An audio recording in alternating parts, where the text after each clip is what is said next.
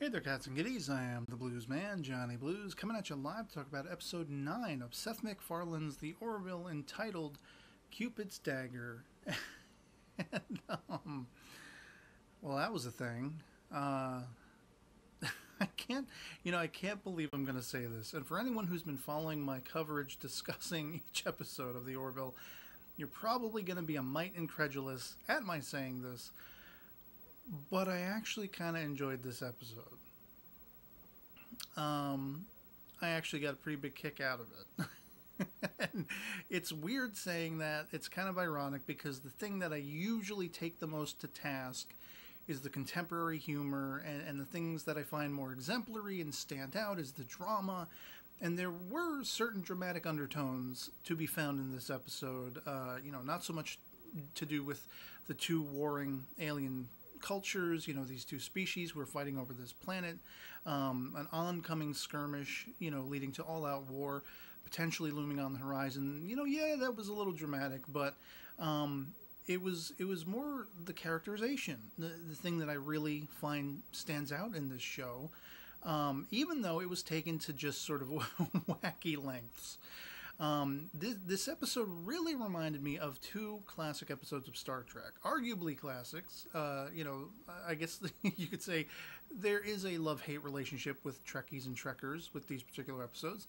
But from the original series of Star Trek, The Naked Time, and then the sort of pseudo-sequel, The Naked Now, in The Next Generation. Both of these episodes dealing with a kind of a virus that lets loose on, the crew of the Enterprise, and it releases their inhibitions, and they sort of go crazy. And, whenever my sister and I are marathoning the original series of Star Trek, we get a kick out of it, Sulu swashbuckling around the Enterprise with a sword, and Richelieu, it's kind of wacky stuff. And so that's kind of this episode in a nutshell. To a point. What I really liked was, Rob Lowe guest stars, and he's a really great sort of comedic actor. I mean, he's a good actor, all told, but where he is most stood out to me is like in Austin Powers and, the Wayne's World movie and stuff like that. More comedic stuff, lighthearted comedic, tongue-in-cheek stuff.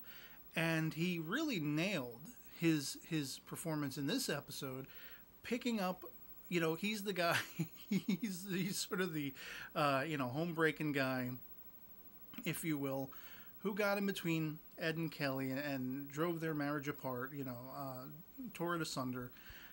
This guy, Derulio, who is blue, but he has very green characteristics. And what I mean by that is his pheromones, the whole aspect of his sort of hypnotically, enticing people and attracting people, in this case, Kelly and Ed, and it rubbing off on Yaphet and having an effect on Claire the Doctor and everything, was very reminiscent to me of the Orion women in Star Trek. It was one of those things where they're more commonly known as the Orion slave women. And what I loved is Star Trek Enterprise would go to flip that whole concept on its ear, where they weren't women who were enslaved, but they could enslave men because of the pheromones that they released. And, would have a very sort of commanding, domineering presence over them, and could lead men astray and all this kind of stuff, and make them, at the drop of a hat, do their bidding and whatever like that. Had a very strong influence over them because of their attractiveness, because of these pheromones. And that's very much what's going on with Derulio, the character.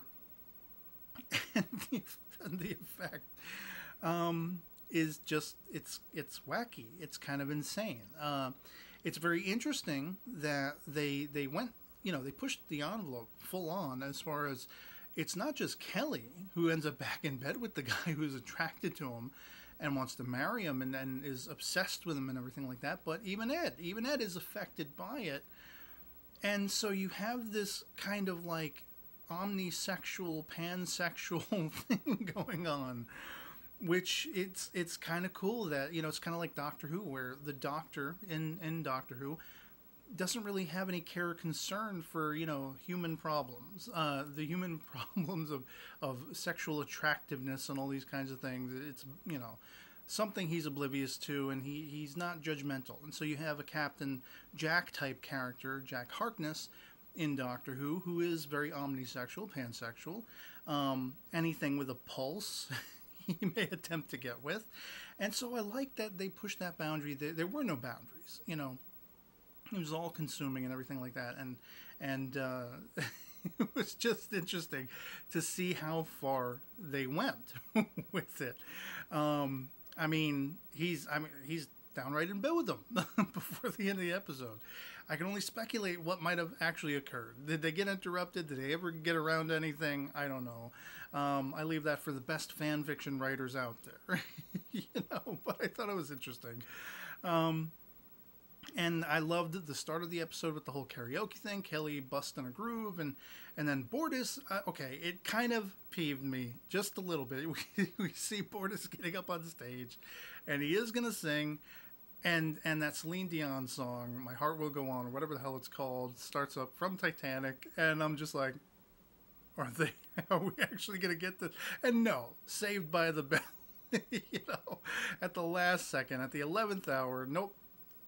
Interruption from the Admiral, and I was a little disappointed that we didn't get to hear something. Hopefully one day we will hear something, because of the deep sort of baritone, the bass voice that Bortus has. I'm really thinking Barry White, you know, all up inside this place, inside this ship, the Orville.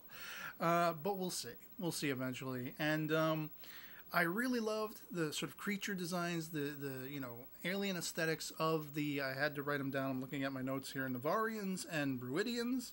I just loved the effect, you know, the sort of skull things on either side of their heads on the ones, and sort of the, you know, Danzig meets Kiss meets Klingons, kind of, sort of the other. And I thought it was interesting how, you know, Derulio brought all this hormonal, pheromonal effect to Boyle to create the piece. Temporarily, though it may be, but then also they, you know, did the DNA scan on the pottery and everything like that, the placenta in the thing. And, it's they have a common ancestor. So they both get the planet. Hopefully it'll all be that smooth, you know, sailing from here on out with those two cultures. Both claiming the planet at the same time. I don't know. You know, one can only speculate. And I'm just, it's the episode was just lighthearted, entertaining, fun. I like that it was somewhat of a reprieve from the darker tone of the last couple of episodes, which I was astounded by and loved. I love that we can sort of flip-flop and go all comedy or all craziness, wackiness as a contrast to that, you know. And then, like, as I say, you had Yaphet and Claire, the Doctor, getting together, and wow. You know, I mean, that was an all-out sex scene.